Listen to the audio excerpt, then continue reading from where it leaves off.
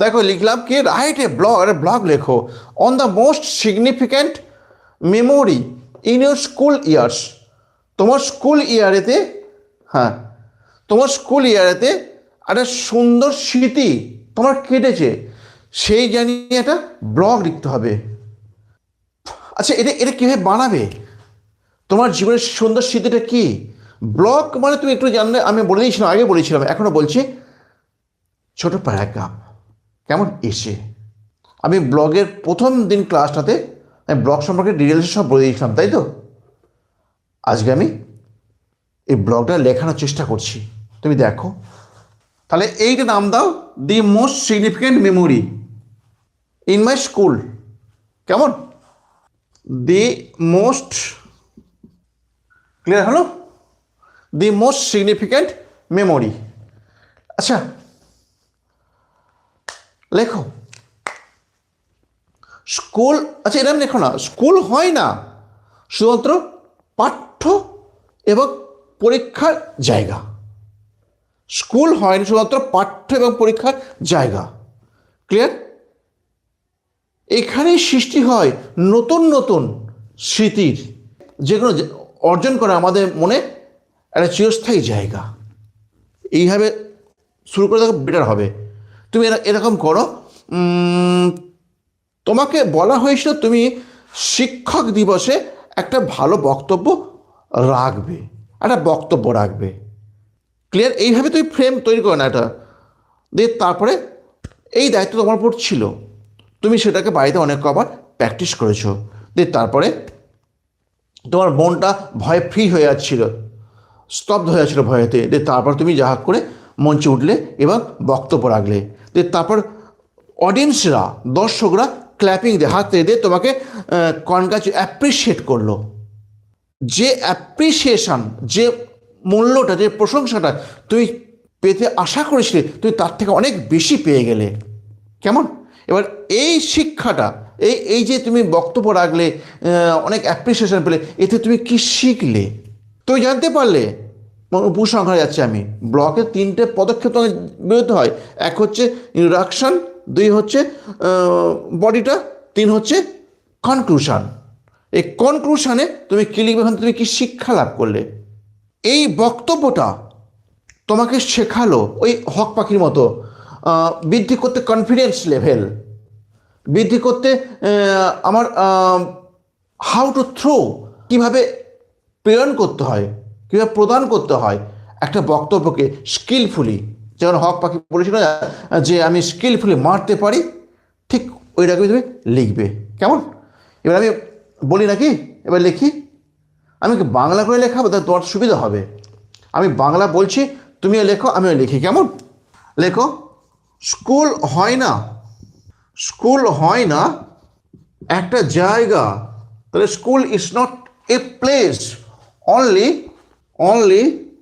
For lesson and learning, lesson and learning. তাহলে school is not a place only for lesson and learning, আমি এটা লিখলাম। আপনার ভালো লাগে লিখতে, শুনতে?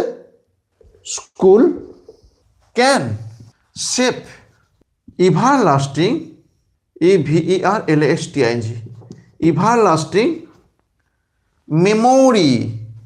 School can shape everlasting memory for us, for us। হয়ে গেল। এই দুটো বাক্য তুমি লিখলাম, আমি ইন্ট্রোডাকশনে লিখলাম, দুটো বাক্য লিখলাম। কেমন? এইবার তুমি এবার ঘটনাটা চলে চলো। কেমন? লেখো, last year I was responsible to organize the Teachers' Day, celebration in our school. Clear হলো?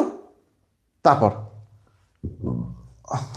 there I was ordered to deliver a sweet lecture on the stage,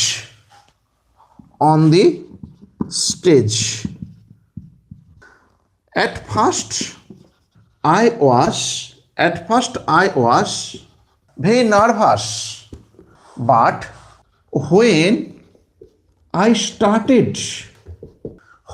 started the lecture, I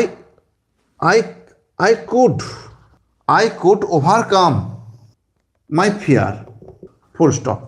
When I finished my lecture on the Teachers' Day celebration, the audiences মানে শ্রোতারা clapped continuously to appreciate me,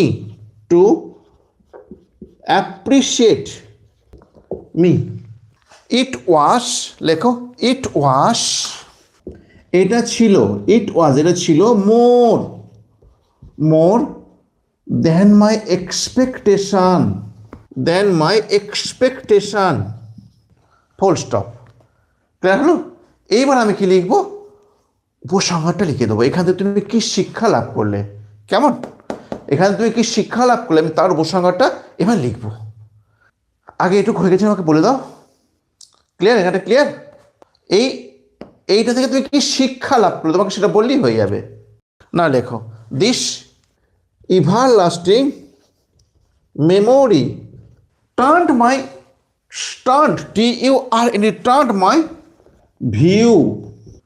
my view মানে মতবাদ বা opinion, কেমন? Over performance, PERFORMANCE।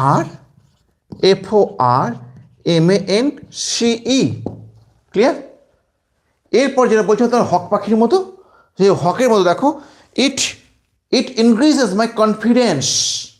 It has increased my confidence. বলছে it has increased my confidence and courage.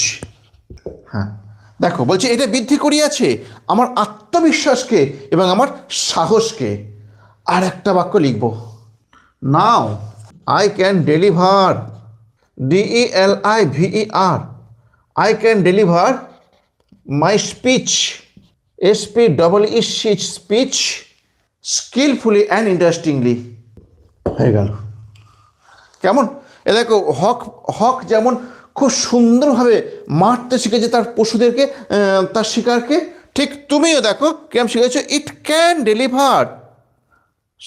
I can deliver, আমি পারি প্রদান করতে, দিতে, মাই স্পিচ, আমার বক্তব্যকে, স্কিলফুলি, দক্ষতাপূর্ণভাবে, অ্যান্ড ইন্টারেস্টিংলি, আগ্রহপূর্ণভাবে। ক্লিয়ার?